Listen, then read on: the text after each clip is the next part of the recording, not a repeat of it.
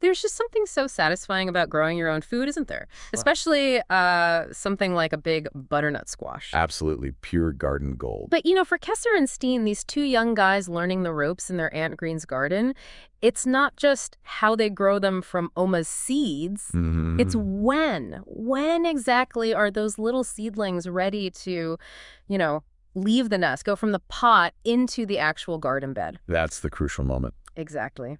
So today, let's do a deep dive into their experience, Kesser and Steen's, focusing right on that transplanting point for their butternut squash. Good idea.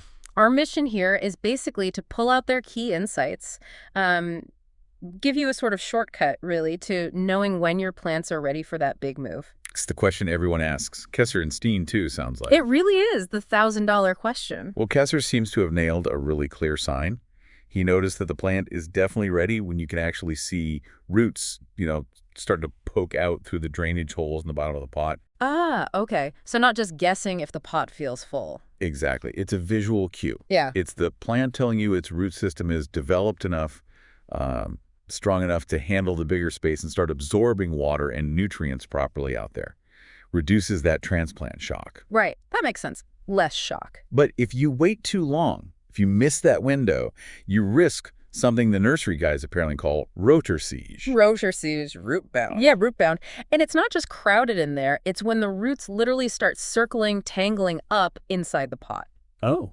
And that severely limits their ability to take up water and nutrients later on, even after you transplant them. The theory is, once a plant gets truly rootbound like that, it might never quite reach its full potential. It could impact the yield, the overall health. Wow. Okay, so there's a real risk in waiting too long. That distinction is important. Definitely. And speaking of pots, Kesser and Steen did this interesting little experiment. They used two different types. One was a low, sort of short pot, and the other was much taller, almost like a milk carton. Apparently that tall one is also meant to kind of protect the stem once it's outside. Interesting. A dual purpose. Yeah. But what Kesser noticed was pretty fascinating. The butternut plant in the shorter, low pot seemed to spread out more. He described it like an octopus. Ah, an octopus squash. Right. While the one in the deeper pot grew more vertically focused first, it's making them wonder, maybe that's a new theory to test next spring. That's really observant. It makes you think, doesn't it? Yeah. Could the pot shape influence the growth habit that early on? It seems like it might. Maybe the shallow pot signals spread wide for light, while the deep one says anchor down first. Could be. Deeper pots encouraging that primary taproot development, maybe, focusing on stability before spreading wide. It shows how much you can learn just by watching closely. Totally. And thinking about that early start, the sources mention Oma's compost. Ah, yes, the grandmother's homemade stuff from her organic kitchen garden.